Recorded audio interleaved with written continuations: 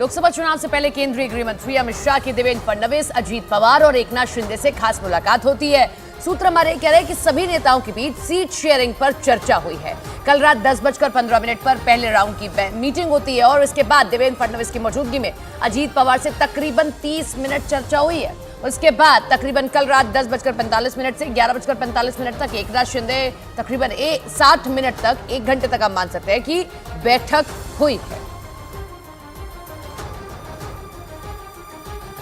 तो seat sharing का formula आखिर क्या हो महाराष्ट्र के अंदर? अजीत पवार जो गुट है उसको कितनी दी जाए एनसीपी की सीटें, साथ ही साथ एकनाथ शिंदे वाली जो शिवसेना है उसको कितनी सीटें दी जाएं, इसको लेकर मंथन 10:15 बजे से शुरू होता है और 11:15 बजे तक इस तरीके से चलता रहता है। विवेक हमारे साथ, हमारे सहयोगी जुड़ गए। विवेक, लंबे दौर की बातचीत, कोई हल निकला, कोई खबर? सपना, देखिए, इसमें दावा किया जा रहा है कि जो महायुति में सीट शेयरिंग को लेकर जो अनबन चल रही थी उसे अमित शाह की मौजूदगी में इस सीट शेयरिंग का फार्मूला निकल चुका है। आपको बताना चाहेंगे कि न्यूज 18 इंडिया ने कल सबसे पहले खबर चलाई थी कि शिंदे कैंप महाराष्ट्र में 48 सीट में से 22 सीटों की मांग कर रहा है। शिंदे कैंप का कहना है कि 2019 में जितनी सीटें मिली थी शिवसेना को उतनी ही सीटें 2024 में मिलनी चाहिए। वहीं दूसरी तरफ अजीत पवार गुट भी 10 से 12 सीट की मांग कर रहा है। तो उसको लेकर जो फार्मूला था वो तैयार नहीं हो पा रहा था, क्योंकि कुल महाराष्ट्र में 48 सीटें हैं। अगर 22 सीटें शिंदे कैंप और 10 से 12 सीटें अजीत पवार कैंप ले लेंगे तो 34 सीटें हो जाएंगे। तो यानी बीजेपी के लिए लड़ने के लिए बहुत कम सीटें बचेंगी।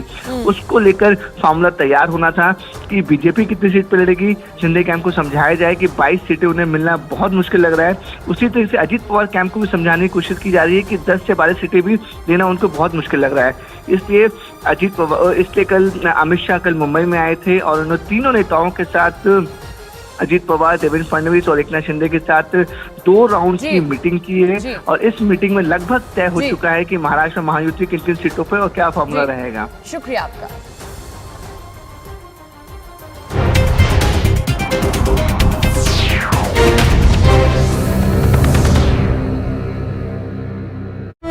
अस्पताल से छुट्टी मिल गई।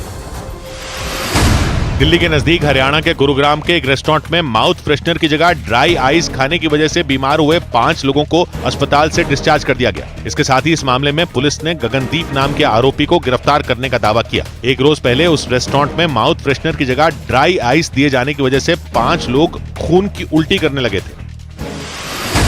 प्रधानमंत्री नरेंद्र मोदी 7 मार्च को जम्मू कश्मीर की राजधानी श्रीनगर में एक बड़ी रैली करेंगे। ये रैली बख्शी स्टेडियम में होगी, जहां करीब 2 लाख लोग शामिल होंगे। इसके साथ ही प्रधानमंत्री कई योजनाओं का भी लोकार्पण करेंगे। झारखंड के दुमका में यूरोप के देश स्पेन की महिला के गैंगरेप के मामले में पुलिस ने 5 और आरोपियों को गिरफ्तार करने का दावा किया। इस मामले में पहले ही 3 आरोपियों को गिरफ्तार किया जा चुका है। इस बीच मध्य प्रदेश के शाजापुर पहुंचे राहुल गांधी ने राम पर ऐसा बयान दिया कि उनका विरोध शुरू हो गया। राहुल गांधी की भारत जोड़ो न्याय यात्रा मध्य प्रदेश में, इसी दौरान उन्होंने राम पर बयान दिया और बखेड़ा खड़ा हो गया। उन्होंने शाजापुर में एक रोड शो के दौरान ये टिप्पणी की और बयान देने के कुछ ही देर बाद उनका विरोध हुआ। राहुल की गाड़ी जब सड़क से गुजरी तो उसी समय दूसरी तरफ खड़े कुछ लोगों ने जय श्री राम के नारे लगाए। नारेबाजी के बीच राहुल ने इन लोगों से हाथ भी मिलाया, लेकिन जय श्री राम के नारे लगते रहे। इससे पहले राहुल जब अपनी गाड़ी पर बैठे थे तो इन लोगों ने प्रधानमंत्री के नाम के नारे भी लगाए। मोदी, मोदी, मोदी, मोदी। पीएम के नाम के नारे सुनकर राहुल गांधी अपनी गाड़ी से उतरे और इन लोगों से मिलने पहुंच गए। इन लोगों से मिलने के बाद राहुल वापस अपनी गाड़ी में गए। इस दौरान लगातार नारे लगते रहे। लोगों ने राहुल के सामने बार बार जय श्री राम के नारे लगाए। नारेबाजी के बीच गाड़ी में बैठे राहुल ने इन लोगों को फ्लाइंग किस दी और थम्स अप किया। लेकिन जब तक राहुल गांधी वहां रहे, सड़क के दूसरी तरफ खड़े लोग जय श्री राम के नारे लगाते रहे। एमपी के शाजापुर में अपने रोड शो में राहुल गांधी ने प्रधानमंत्री पर निशाना साधा और राम पर कुछ ऐसा बोल दिया कि सियासी पारा चढ़ गया। मोदी जी चाहते कि आप दिन भर मोबाइल पे रहो, जय श्री राम बोलो और भूखे मर जाओ। राहुल ने जैसे ही ये बयान दिया वो बीजेपी के निशाने पर आ गए। वो क्या बोलते हैं, कितना बोलते हैं, तो छोड़ दीजिए। देश ने उनको गंभीरता से लेना बंद कर दिया। इससे पहले राहुल गांधी ने वाराणसी के दौरे पर यूपी के युवाओं से जुड़ा बयान दिया था। उसके बाद बीजेपी ने खूब आलोचना की थी और इस बार उन्होंने राम के नारे से जुड़ा बयान दे दिया और इसके कुछ ही देर बाद उन्हें लोगों के विरोध का सामना करना पड़ा। उधर मध्य प्रदेश के छिंदवाड़ा में लगे कमलनाथ के पोस्टर चर्चा में आ गए। क्योंकि इन पोस्टरों में कमलनाथ को मध्य प्रदेश का भावी मुख्यमंत्री बताया गया। छिंदवाड़ा में यह पोस्टर ऐसे समय में लगाए गए जब राहुल गांधी की भारत जोड़ो न्याय यात्रा मध्य प्रदेश में है। और इसी दौरान छिंदवाड़ा में लगे कमलनाथ और नकुलनाथ के पोस्टर चर्चा में आ गए। पोस्टर में नकुलनाथ की तस्वीर के नीचे तो छिंदवाड़ा सांसद लिखा दिखा, लेकिन कमलनाथ की तस्वीर के नीचे भावी मुख्यमंत्री लिखा नजर आया और इसीलिए इन पोस्टरों ने लोगों का ध्यान खींचा। बताया गया कि ये पोस्टर छिंदवाड़ा कांग्रेस की ओर से लगाए गए और इनके जरिए लोगों को महाशिवरात्रि की बधाई दी गई। लेकिन इन पोस्टरों में कमलनाथ की तस्वीर के नीचे लिखे भावी मुख्यमंत्री ने सियासी हलचल पैदा कर दी, क्योंकि छिंदवाड़ा में ये पोस्टर ऐसे समय में लगे जब राहुल गांधी मध्य प्रदेश में भारत जोड़ो न्याय यात्रा कर रहे हैं और अटकलें लगी कि ऐसा कांग्रेस हाईकमान पर दबाव बढ़ाने के लिए किया गया, क्योंकि कुछ दिन पहले खबर उड़ी थी कि कमलनाथ कांग्रेस छोड़कर बीजेपी में शामिल हो सकते हैं, लेकिन बाद में ऐसा कुछ नहीं हुआ। लेकिन छिंदवाड़ा में लगे इन पोस्टरों से एक बार फिर सियासी गहमा-गहमी तेज हो गई। इधर हरियाणा के फतेहाबाद में एक लड़के ने फेसबुक पर लाइव रहते हुए खुदकुशी करने की कोशिश की।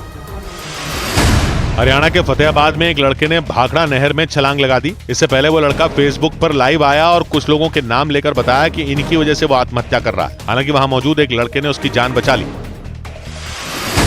सूत्रों के मुताबिक 48 लोकसभा सीटों वाले महाराष्ट्र में सीटों के बंटवारे को लेकर एनडीए में पेच फंस गया। खबर है कि वहां शिवसेना शिंदे गुट ने 22 सीटों की मांग कर डाली। ऐसा इसलिए क्योंकि शिंदे गुट ने उतनी ही सीटों की मांग की जितनी 2019 में शिवसेना को दी गई। वहीं इस गठबंधन में शामिल एनसीपी अजीत पवार गुट ने भी 10 सीटों की मांग की। महाराष्ट्र के नागपुर में एक तेंदुआ एक तेज रफ्तार गाड़ी की चपेट में आने से बुरी तरह घायल हो गया। इसके बाद उस तेंदुए को देखने के लिए भारी भीड़ जमा हो गई। इस बीच वहां पहुंची वन विभाग की टीम ने तेंदुए का रेस्क्यू किया। ब्रेकिंग न्यूज आ रही है पश्चिम बंगाल से। वहां ईडी ने टीएमसी नेता शाहजहां शेख की संपत्तियों को कुर्क कर दिया। ईडी ने शाहजहां शेख की 14 चल अचल संपत्तियों को कुर्क किया। ईडी ने उनके 2 बैंक खाते भी सीज कर दिए। ईडी के सूत्रों के मुताबिक उन दोनों बैंक खातों में करीब 13 करोड़ रुपए जमा थे। शाहजहां शेख पर ईडी ने यह एक्शन पश्चिम बंगाल के कोलकाता और संदेश खाली में बनाई गई संपत्तियों पर लिया। और ईडी के बाद संदेश खाली केस में सीबीआई की भी एंट्री हो गई। कलकत्ता हाई कोर्ट ने ईडी की टीम पर हुए हमले का केस सीबीआई को सौंप दिया। इसके बाद बिना देर किए सीबीआई के अधिकारियों की एक टीम कोलकाता में पुलिस मुख्यालय पहुंच गई ताकि केस से जुड़ी औपचारिकताएं पूरी की जा सकें। सीबीआई के अधिकारियों की गाड़ी शाम होते ही पश्चिम बंगाल पुलिस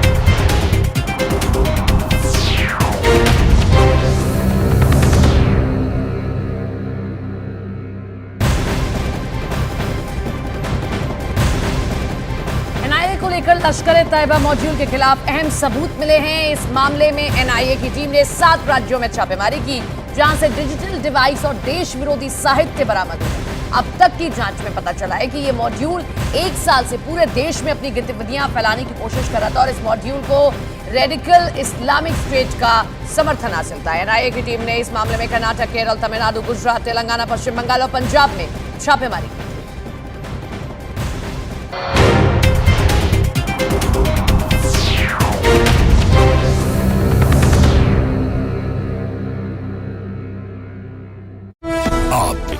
गाड़ी के पास मीडिया के कैमरे पहुंचे तो अधिकारियों ने गले में लटका सीबीआई का आई कार्ड भी दिखाया। शाहजहां शेख पश्चिम बंगाल में हुए राशन वितरण घोटाले में आरोपी हैं। 5 जनवरी को जब ईडी की टीम संदेश खाली में उनसे पूछताछ के लिए पहुंची थी, उस वक्त ईडी की टीम पर वहां के लोगों ने हमला कर दिया था। उसी मामले में बंगाल पुलिस ने शाहजहां शेख को 29 फरवरी को गिरफ्तार किया था और कोर्ट ने 10 दिन के लिए उन्हें पुलिस की हिरासत में भेज दिया था। लेकिन बीजेपी का आरोप है कि ममता बनर्जी की सरकार जानबूझकर शाहजहां शेख को बचाने में लगी है। इसीलिए मामले की जांच सीबीआई को सौंपने के हाईकोर्ट के फैसले पर बंगाल सरकार भड़क गई और हाईकोर्ट के फैसले के खिलाफ उसने सुप्रीम कोर्ट का दरवाजा खटखटा दिया। इसीलिए काफी देर तक पुलिस मुख्यालय में वक्त गुजारने के बाद सीबीआई अधिकारियों को खाली हाथ ही लौटना पड़ा।